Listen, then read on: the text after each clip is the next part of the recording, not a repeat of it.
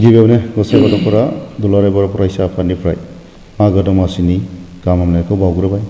क'क्राझार जिल्ला दुलाराय बर' फरायसा आफादनि खुंगा बाजोबाथि थान्दै जखनथाया जानुवारि दाननि 12, 13 आरो 14, 2024 इं अक्ट'खालि सानथामनि हाबाफारिनि गेजेरजों जानानै थाङो आरो बे हाबाफारिनि गेजेरजों सोमोन्दो लाखिनानै आथिखालनि समाजाव नुजाथिनाय जे बर' सेंग्रा सिख्ला लाइमोनफोरा ड्राग्स आरो फेग्रा मुवानिफ्राय अराय गोजानाव दोननो थाखाय मोनसे हानजा सुरनाय हाबाफारि लानाय जादोंमोन।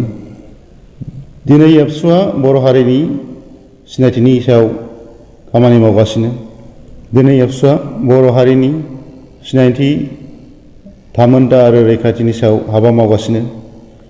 एबसुआ बर' हारिनि सिनायथिनि सायाव हाबा मावनायजों लोगोसे बिटिआर गोरोबथानि दफाफोरखौ मावफुंनायनि हाबाफारि मावगासिनो आरो दिनै एबसुआ ड्राग्स आरो फेग्रा मुवानिफ्राय अराय गोजानाव दोननो थाखाय बेफोरबायदि खामानिखौ मावगासिनो। दिनै बेबायदि समाव एनिथिं एमजे या एबसुखौ जानला मोनला बखिलाबायनायखौ जों दिनै निमाहा होनाय जानाय नङा।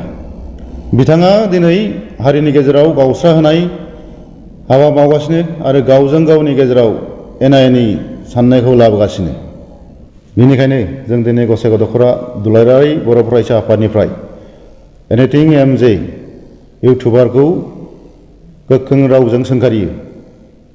एबसुनि सायाव जानला मोनला बाथ्रा बुंनायनिफ्राय बियो जानगाराव थानांगौ आरो बियो इयुनाव एबसुनि सायाव जुदि बेबायदि जानला मोनला बाथ्रा बुंबावोब्ला बिथांनि सायाव आयेननि दारै गोख्रों राहा लानाय जागोन। बेजों लोगोसेनो जों गसाइ गथ'फोरा दुलाराय बर' फरायसा आफादाबो जिरायनानै थानाय नङा।